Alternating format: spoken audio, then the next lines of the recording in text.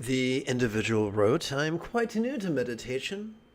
I would like to get some advice, or maybe just some reassurance from you for who've been doing this, or who's been doing this for a lot longer than I. I started meditating 20 days ago after a really bad bout of anxiety.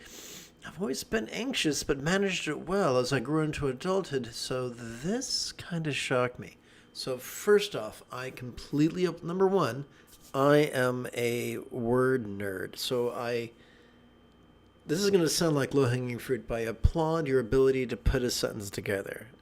You'd be surprised some of the questions I read. Number two, I applaud your humility to simply say, I'm having difficulty, I need some help, is huge. So well done you. Let's continue.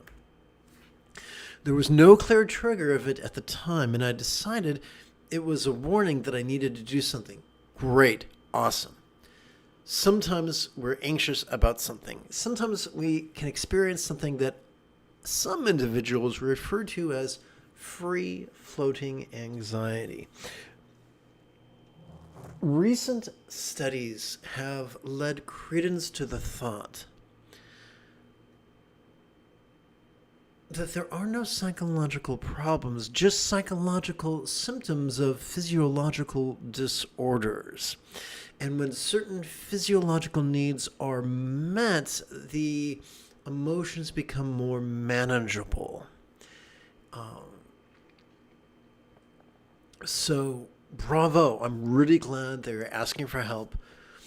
And there are so many causes of anxiety. There is an evolutionary origin for anxiety. The ability to perceive anxiety is not a flaw. It's a feature of the way we evolved. It is a survival mechanism that has served us well.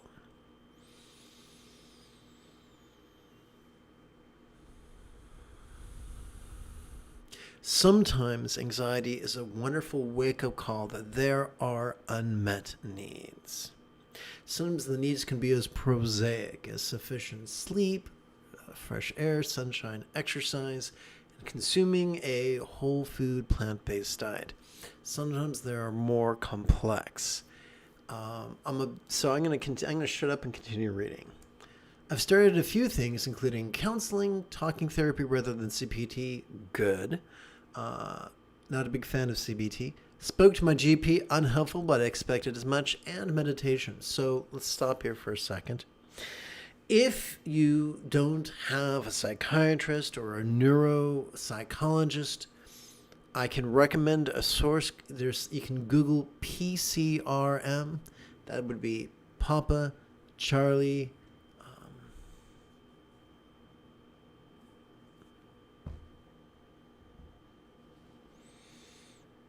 Romeo, Mike, and they have a physician.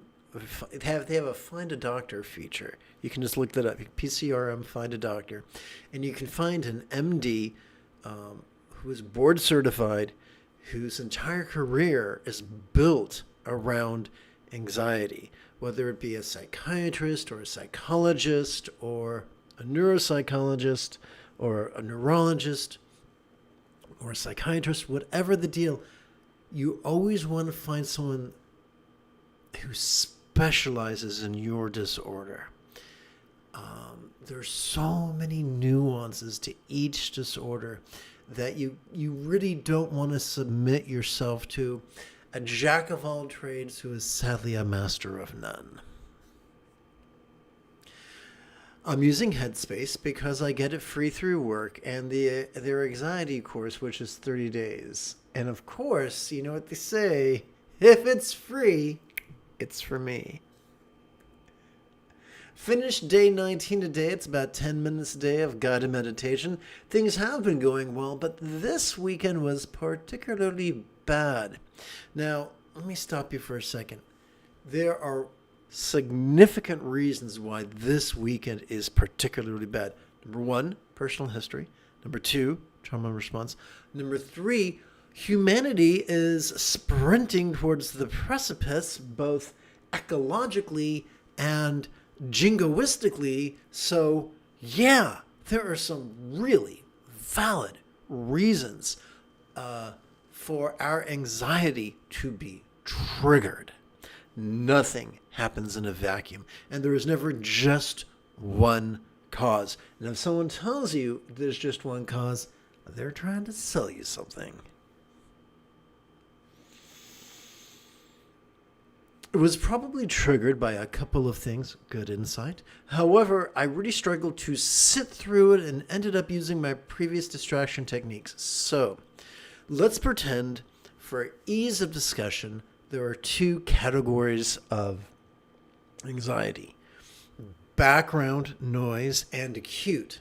So when you have background noise anxiety, the following meditation techniques I'm going to give you can be applied in the supine position lying on your back. Very, very useful. However, when you are experiencing acute anxiety, lying down could feel like the last thing you want to do. Sprinting while screaming bloody murder is probably what you really do want to do. And I think a happy compromise is to practice brisk walking meditation, and I will give you the details in a moment. Brisk walking meditation around your block, because the nice thing about that is you're not going to cross the street and you're not going to get hit by a car, and it's much, much safer, especially when you're really in it up to your eyeballs, when you're really in the thick of it. Brisk walking meditation around your block can be a lifesaver. In fact, if I remember correctly,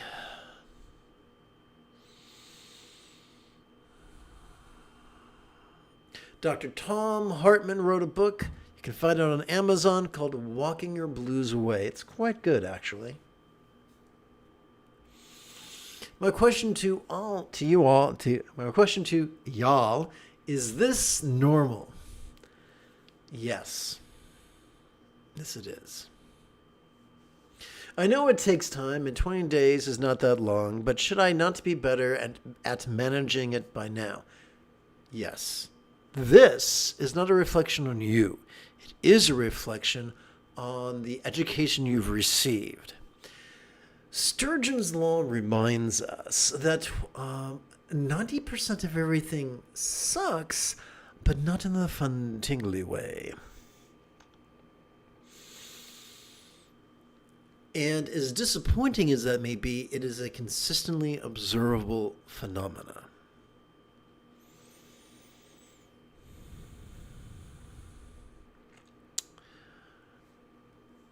Allow me to remind you of the appeal to persistence logical fallacy.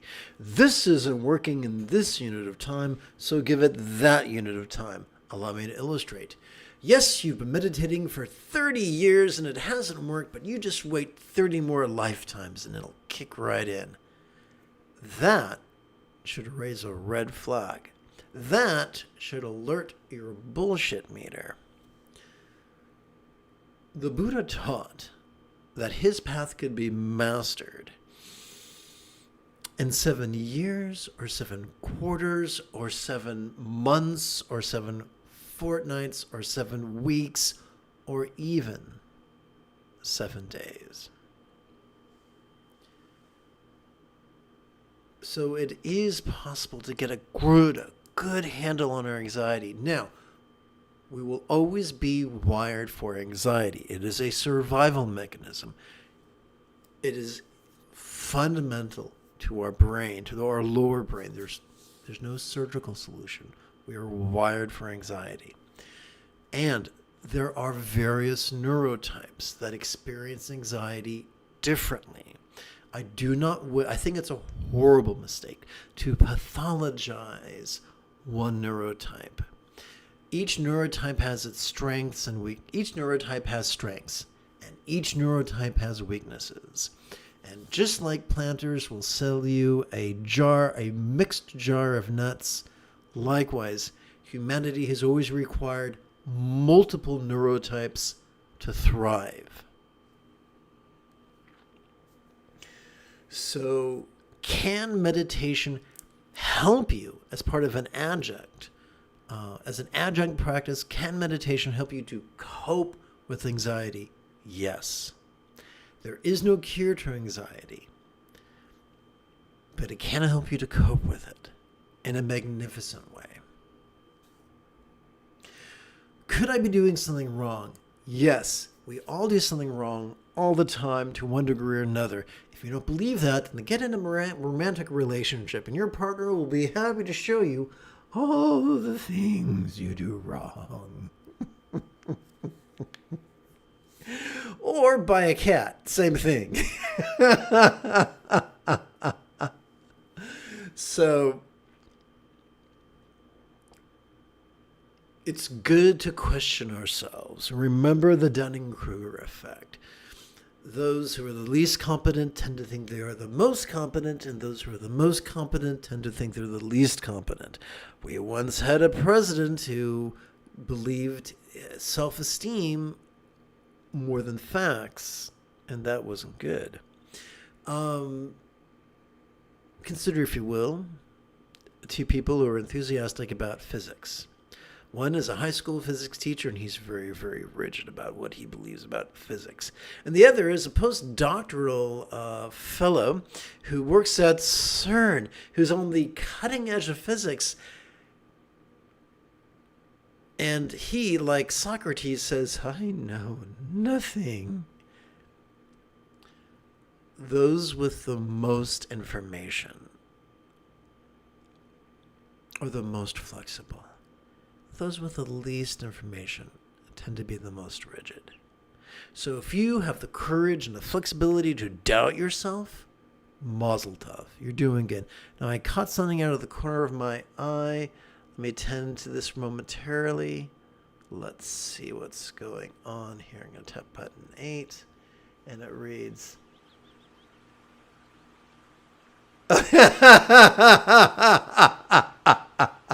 Yes, there's nothing like the harsh judgment of a cat upon your personality or your decorating choices. What is this tchotchke upon your etagere? I will knock it off and test gravity. Kitty cats.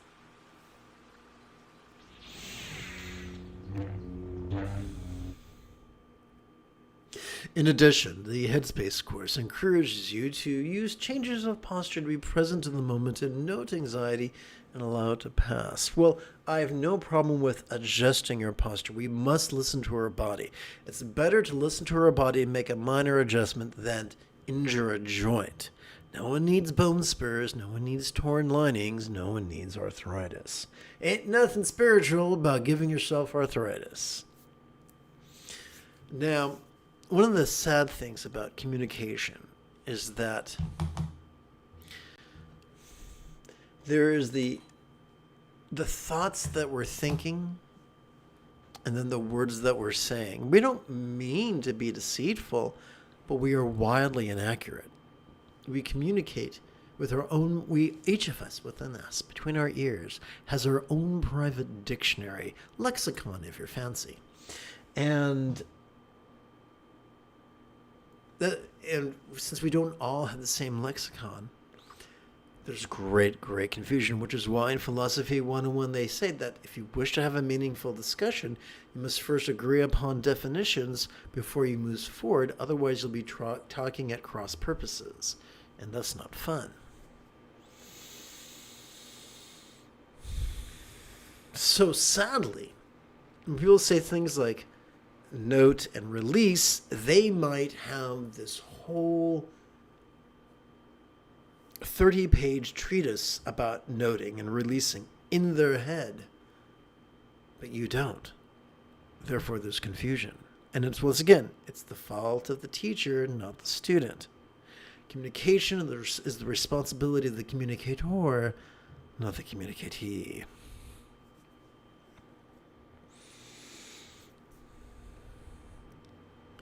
I really struggle with these. The former I simply forget almost immediately to do it, and the latter I really struggle to let the feeling go, and I will explore this in greater detail in just a few minutes. I find in order to let them go, I have to try and ignore them, which is not the point, and that's very, very lucid of you to observe that. And if I try and note them, I end up holding on to them and just trying to analyze them, which always ends in tears. So, we've talked about free-floating anxiety, and we've talked about meditation as a powerful adjunct, but just an adjunct. It is a piece of the puzzle. Beware of those who say it is a panacea. We talked about walking meditation. I'd like to go deeper into walking meditation, if that's okay with you. So I like to explore things as precisely as possible, and so I try to view meditation through the lens of neuroscience. If we rely upon tissues of our prefrontal cortex, regions such as the medial or the dorsolateral region, in an effort to actively concentrate and actively contemplate, what will happen is our blood will collect in our amygdala, the seat of aggression and anxiety located in the dungeon of our limbic system.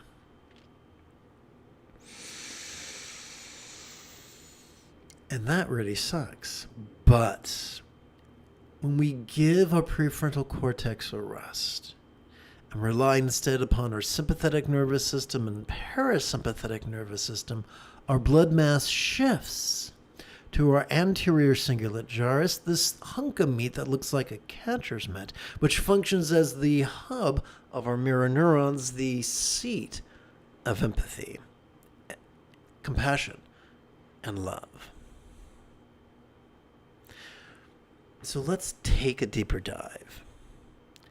Every time we inhale, whether we know it or not, whether we feel it or not, whether we mean to or not, we are accessing our sympathetic nervous system. No, it is not found between our ears, but rather it is ensconced within the thoracic or ribcage region of our spinal cord. No, it has not evolved to support either extreme of mind blanking or active concentration. What has this sympathetic nervous system evolved to do? It's evolved to notice in a very special way. It's evolved to notice vulnerably, passively, viscerally, and randomly.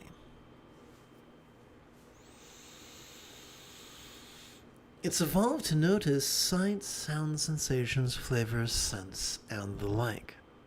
It has evolved to notice emotions, intentions, thoughts, memories, and imaginings. It has evolved to notice all manner of things, from the external to the internal, from the physical to the mental, from the pleasurable to the painful, from the interesting to the boring, from the glorious to the grotesque. Now, an understandable question is, well, how do I cope with all that? Simple. Every time we exhale, whether we know it or not, whether we feel it or not, whether we mean to or not, we are automatically wired to access our parasympathetic nervous system. This is ensconced within both the lower lumbar region of our spinal cord and the tippy top of the cervical region that some people refer to as the brainstem. This bad boy has evolved to support both physical relaxation as well as mental release. So does that mean that after one exhalation, anxiety is gone, never to return? Don't you believe it? With each in-breath, we notice things afresh. With each exhalation, we may be able to let go a little bit temporarily. That which we experienced during your previous inhalation might not feel quite so rigid, might not feel quite so permanent, might not feel quite so defining. But with the next inhalation, we'll perceive again. And that's not a bad thing. We evolved to do this. Our brain means well, But it's a lot like Urkel. Now, Urkel means well and he's terribly clever, and he does just fine if you give him a specific task. So during our inhalation, if we ask our brain to silently and mentally recite the demonstrative pronoun this, it's able to cooperate with the sympathetic nervous system. And during our exhalation, if we ask our brain to silently and mentally recite the one-syllable verb ease, it's able to cooperate with our parasympathetic nervous system. And we can silently and mentally recite this ease while we walk briskly around our block. Excuse me. We can do this while swinging our arms and taking loping strides. And doing this will asymmetrically massage our amygdala and our hippocampus and help us to process things, including trauma, which is a delight.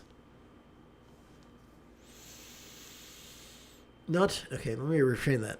The presence of trauma is not a delight, but being able to process it is a delight. So, when it comes to noting, I don't know about you, but Captain Poindexter over here would stress out trying to find the perfect label for every fleeting, evanescent experience. It was maddening, I tell you. I'm so grateful I received the teaching that the ultimate label is simply the one-syllable demonstrative pronoun this. What are you experiencing? This. What are you perceiving? This. What are you emoting? This. What are you intending? This. What are you thinking? This. What are you recalling? This. What are you imagining? This. And so that helps me see, because emotions are not the domain of a prefrontal cortex. Our prefrontal cortex is Jim Dandy at analysis, but analysis is antithetical to mindfulness and meditation.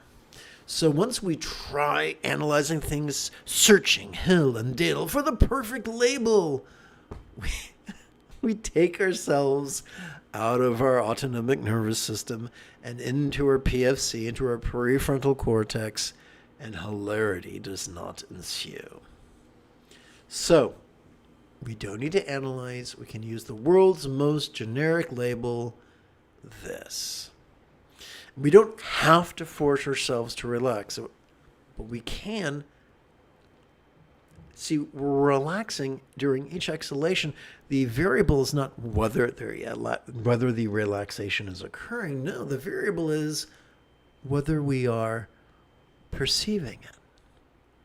No, this is not an issue of belief. Belief gets in the way. It gums things up. Throw it in the dumpster. Instead, by giving our body and mind permission to relax during each exhalation, we're able to process. We are already wired by evolution to process whatever we know. We're already wired by evolution to process during each exhalation whatever we noticed during the previous inhalation, regardless of how subtle or coarse that which we observed is. Contrary to the ravings of the world's most famous coke fiend, Sigmund Freud, it doesn't matter whether our emotions are rational or not, because emotions are not the domain of the intellect. Apples and oranges, completely different.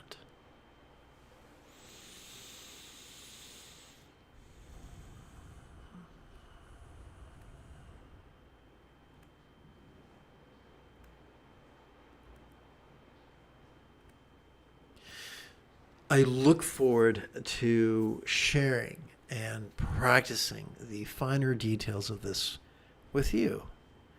After approximately 30 seconds of housekeeping, this is Lama Jigme Gyatso of the Buddha Joy Meditation School. for more than 30 years. I've spent about 8 hours a day, almost every day, studying, practicing, mastering, and reverse engineering the teachings and techniques of each sect of Buddhism so that you would not have to. Welcome, my friends, to meditate like a Jedi, which is made possible due to the generosity of viewers just like you.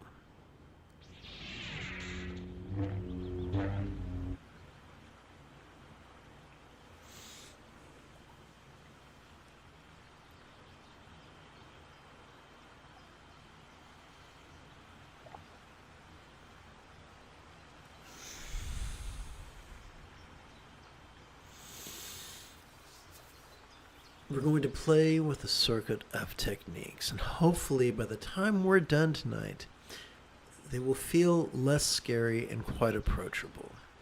And all these techniques I use are available for free download. And typically there's a 24, 48 hour lag time between streaming and posting documentation, but it's all available for free download. Just use the links available on my channel. Let us begin by bringing the 4 bases of mindfulness into the figurative practice of the rainbow body, which sounds delightfully exotic. Uh-oh. Looks like I forgot something. I think I made a boo-boo. Yes, I did. Okay, here we go. One moment, if you please. Bit of the old cut and paste. 1, 2.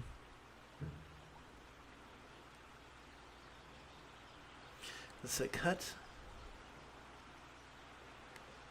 And let's go to the beginning. And paste. Together, let's chant. Let us set up the oopsie. Rather than indulge or controlling tendencies with our follies of active visualization, emotion, magic, and belief, we could just recite these wise words in harmony with our breathing and allow our subconscious to do the heavy lifting. Let us sidestep the rigidity that confuses metaphors for literal statements and relax into the flexibility that savors the chance explaining metaphors as similes. Oh, look at that.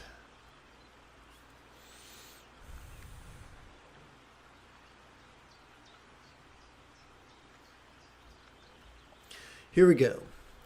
Also, circumstances or lots could be as impermanent and interdependent as if they could blissfully melt into rainbow light that could delightfully absorb into this body or form.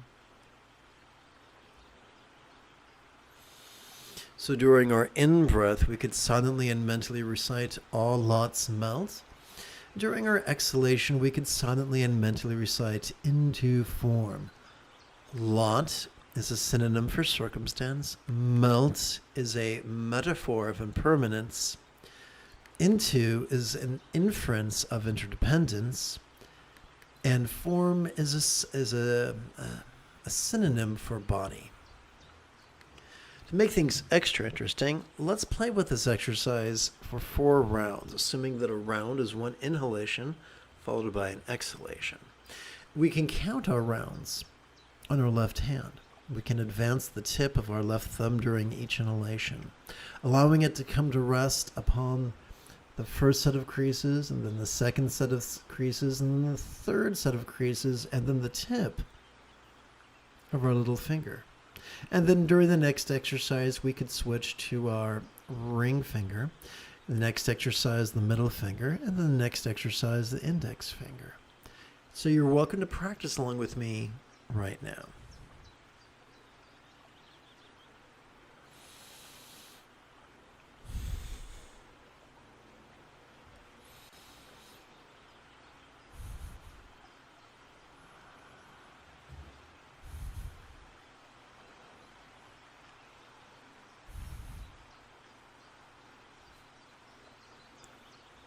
Let's chant. All bodies or forms could be as impermanent and interdependent, as if they could blissfully melt into rainbow light that could delightfully absorb into this communicational speech.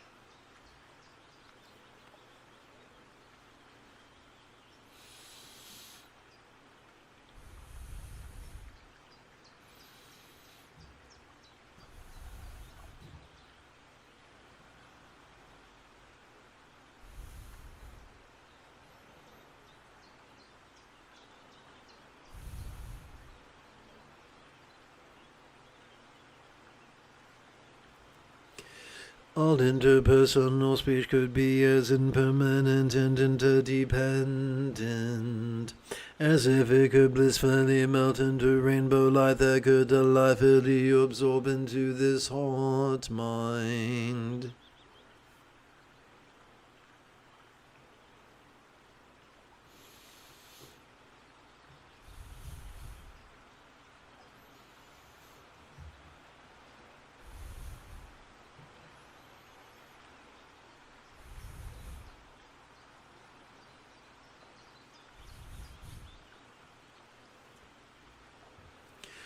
All heart minds could be as all heart minds could be as impermanent and interdependent, as if they could blissfully melt into rainbow light that could delightfully absorb into a vast empty void.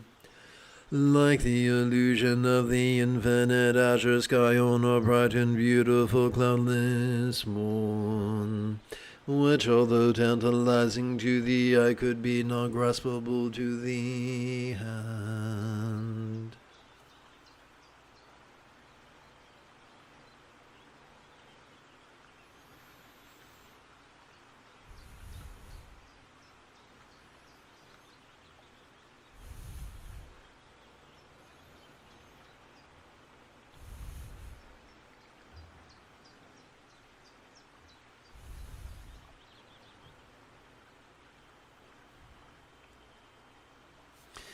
Let us bring whatever we spontaneously notice into the path of awareness and letting go.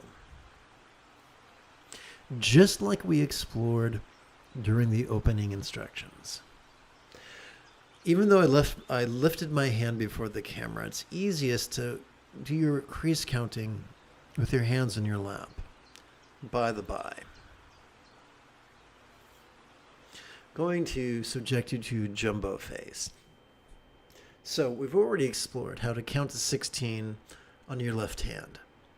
16 rounds, that is. On our right hand, we can count 16 sets. Our first set of 16 rounds, our second set of 16 rounds, our third set of 16 rounds, and so forth. I call this Bengali crease counting. I find it helpful. You do not have to master it the next 6 seconds. Take your time. Come to these live streams every 12 hours or so, and within a week or two, it'll feel like second nature.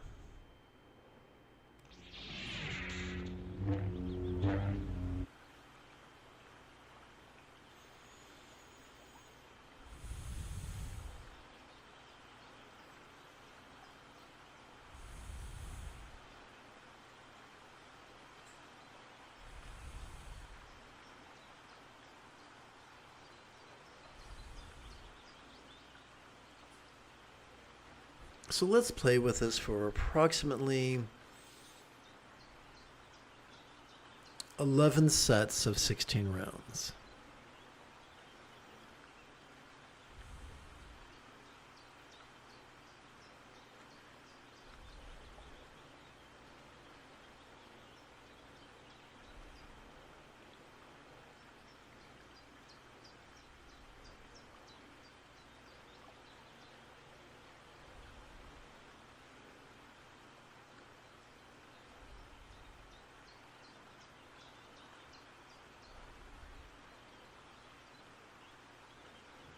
So if you're practicing this while briskly walking around your blog, give yourself permission to walk. Give yourself permission for this to take time. It might take 20 minutes, it might take 40 minutes, it might take 60 minutes, but you will feel a shift.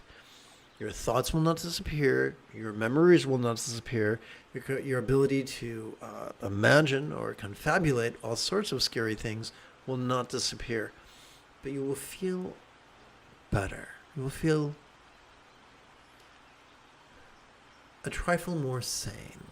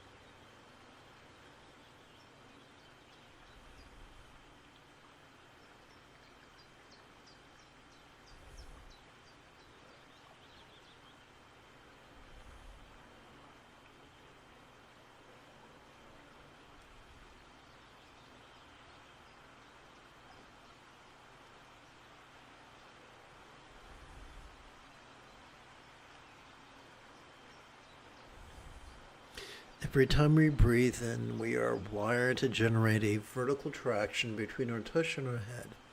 Every time we exhale, we're wired to relax that traction.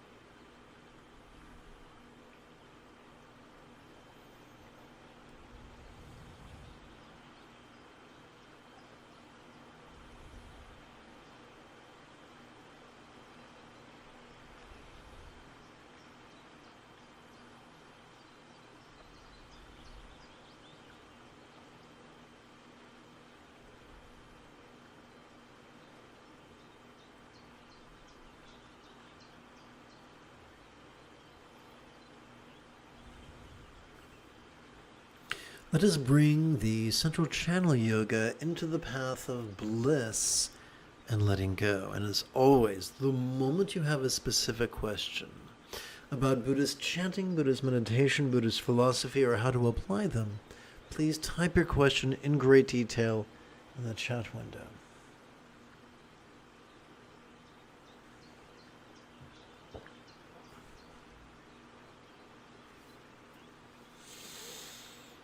Hung is pronounced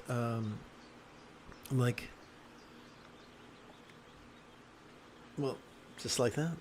So on the in-breath, hung. On the out-breath, ease.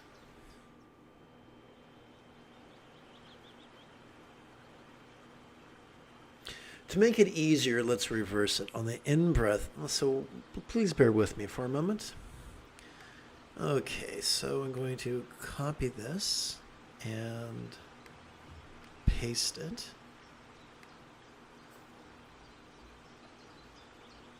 Okay, so this is going to be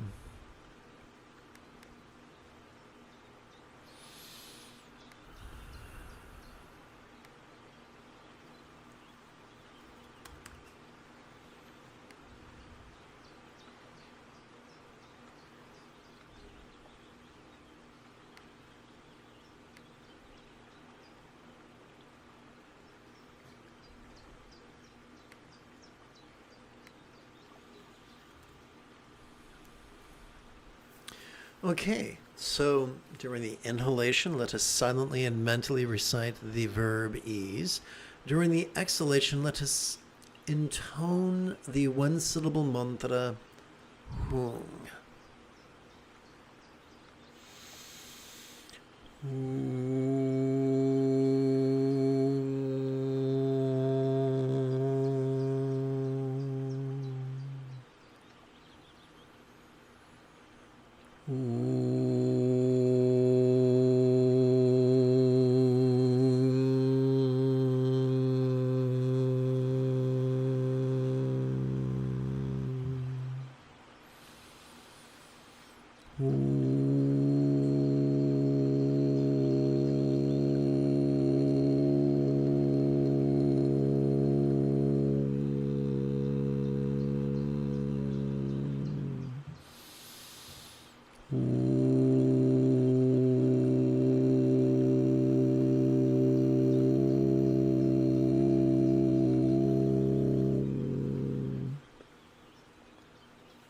Now that we are comfortable with the pronunciation of the syllable, during our in-breath, let us silently and mentally recite the syllable hung, and during our exhalation, let us continue silently and mentally reciting the one-syllable verb ease.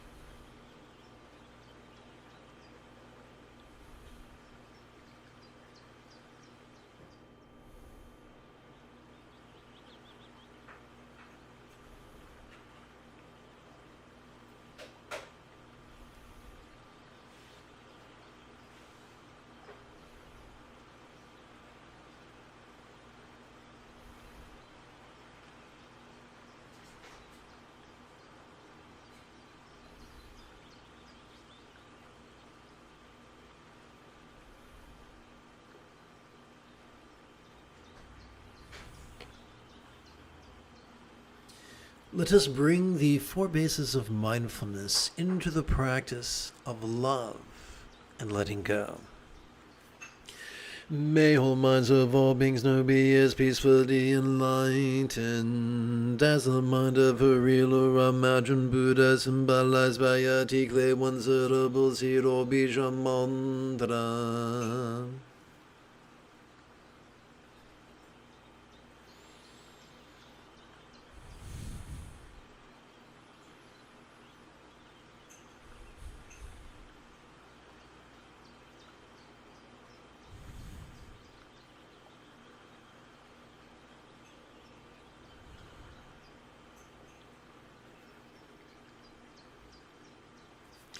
May whole relationships or speech of all beings know be as joyfully loving as a real or imagined Buddha's communications symbolized by the 12-syllable mantra.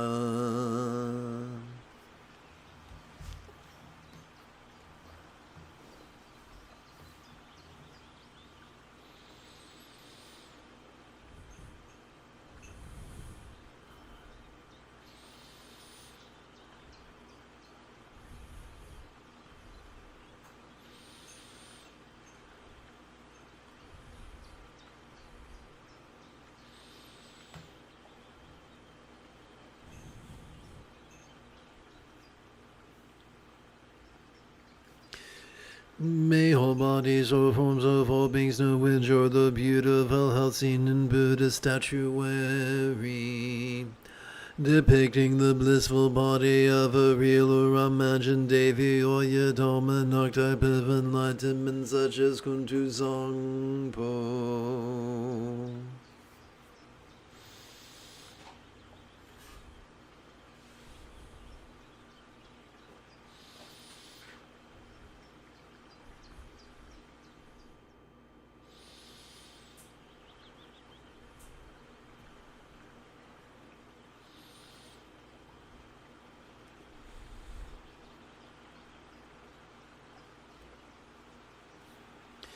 May all circumstances or lots of all beings know have the good fortune or boon as a Buddha's real or imagined paradise, pure land or Vanti.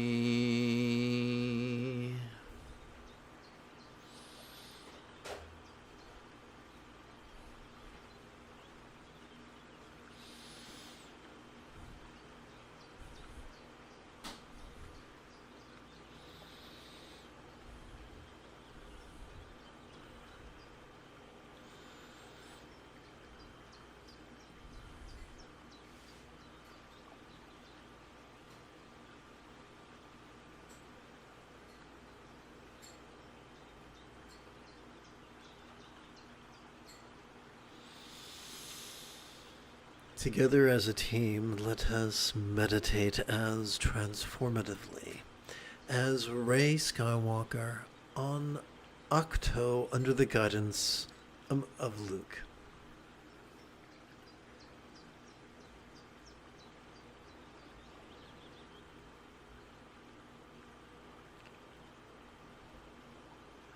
Oh, well, that's odd.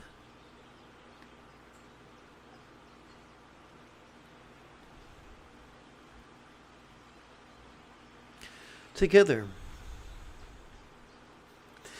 All circumstances or loss could be as impermanent and interdependent as if they could blissfully melt into rainbow light that could delightfully absorb into this body or form.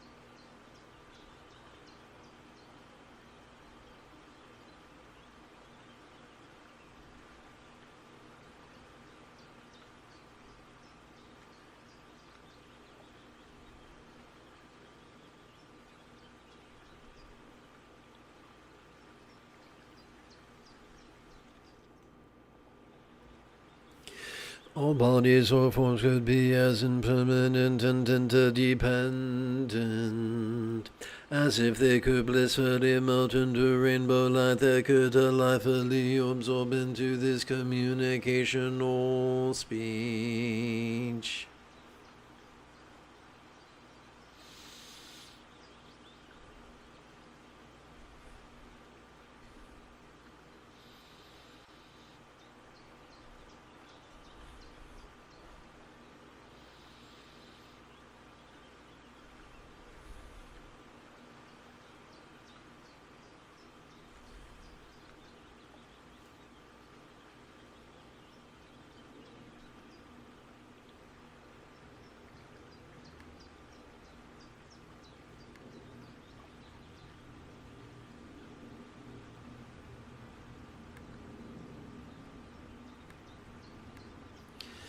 All interpersonal speech could be as impermanent and interdependent, as if it could blissfully melt into rainbow light that could delightfully absorb into this heart mind.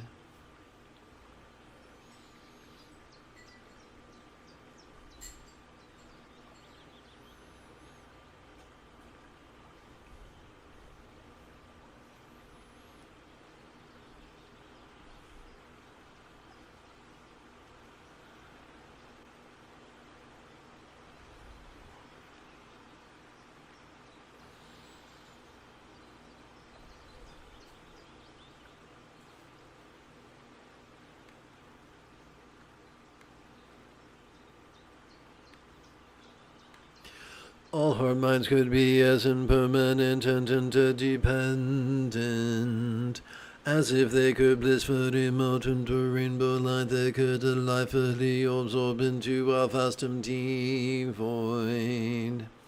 Like the illusion of the infinite azure sky on a bright and beautiful cloudless morn, which although tantalizing to the eye could be not graspable to the hand.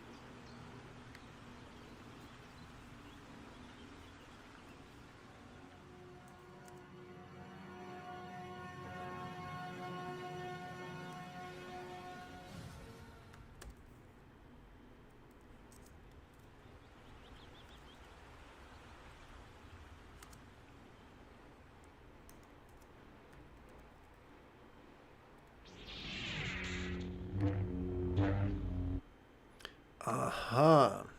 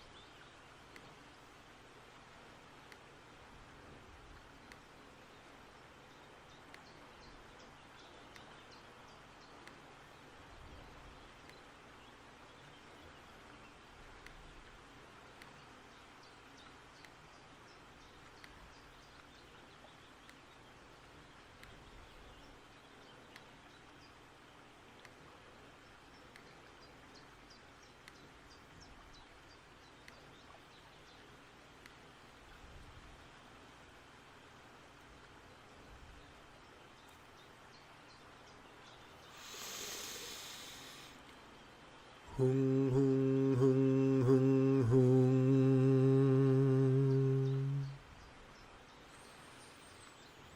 Hung, hung, hung, hung, hung.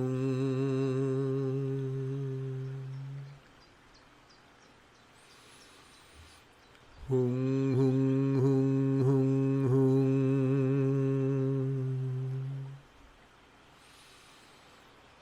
Hung, hung, hung, hung, hung.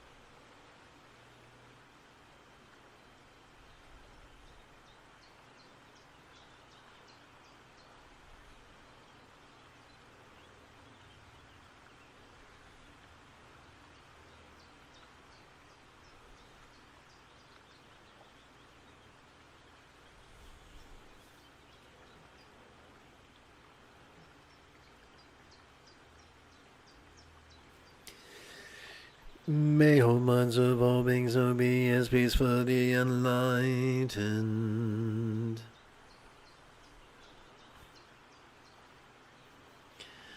As the mind of a real... As the mind of a real or imagined Buddha symbolized by a clay, one syllable seed or bija mantra.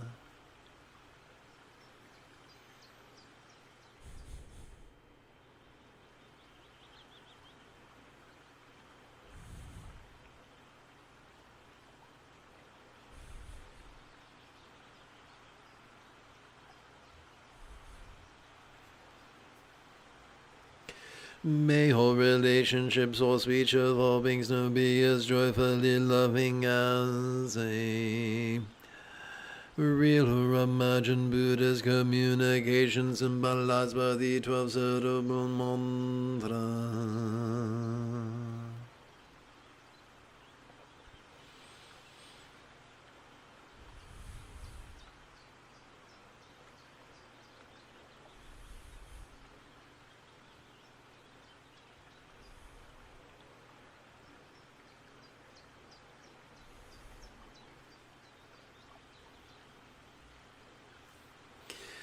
May all bodies or forms of all beings know enjoy the beautiful health in Buddhist estuary. Whoopsie. 1, 2.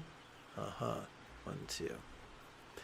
Depicting the blissful body of a real or imagined deity or yet an archetype of enlightenment such as Kuntu Zangpo.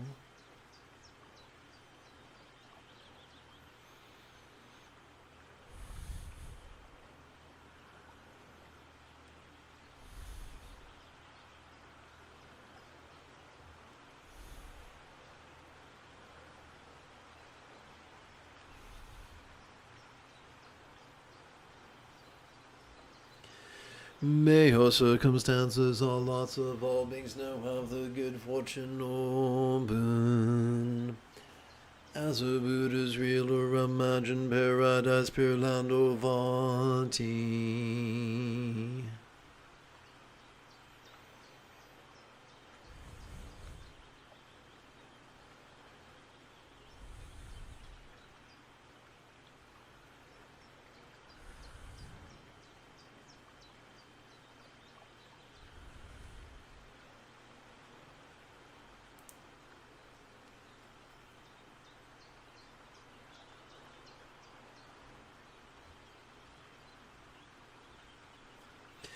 All circumstances, all lots could be as impermanent and interdependent, as if they could blissfully melt into rainbow light that could delightfully absorb into this body or form.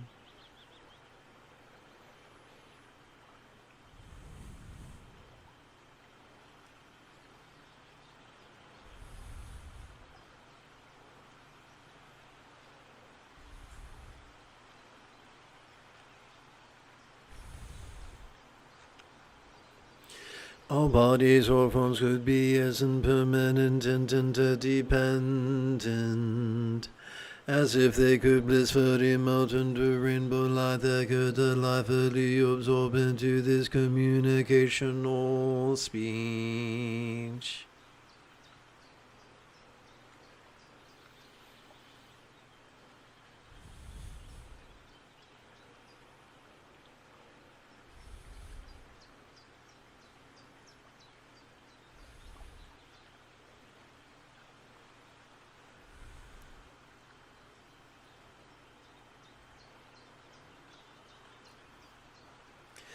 All interpersonal speech could be as impermanent and interdependent, as if it could blissfully melt into rainbow light that could delightfully absorb into this heart mind.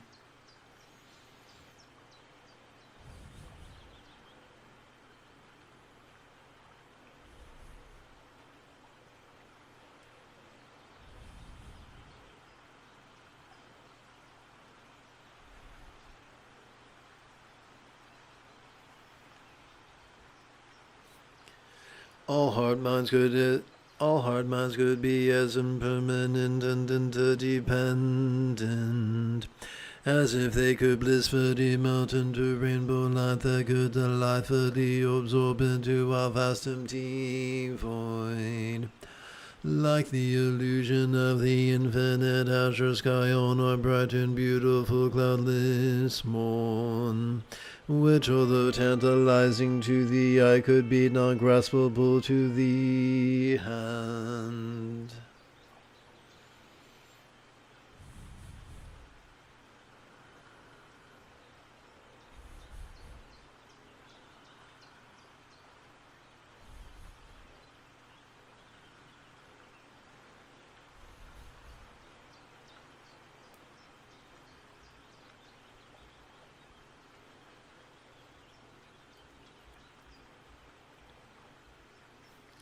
Let's seal this evening's practice by percussively chanting 11 letting go's wishes for universal enlightenment and well-being.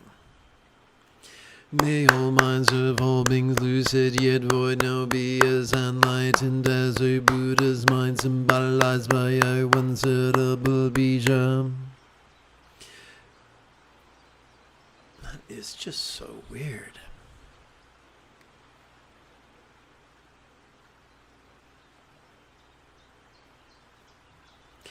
May all speech of all beings resounding yet void now be as loving as a Buddha's speech symbolized by a multi-syllable mantra. May all forms of all beings sensual yet void now be as healthy as a Yidam archetype depicted in Buddha's statuary. May all lots of all beings appearing yet void now be as fortunate as a pure land of law depicted in Buddhist paintings.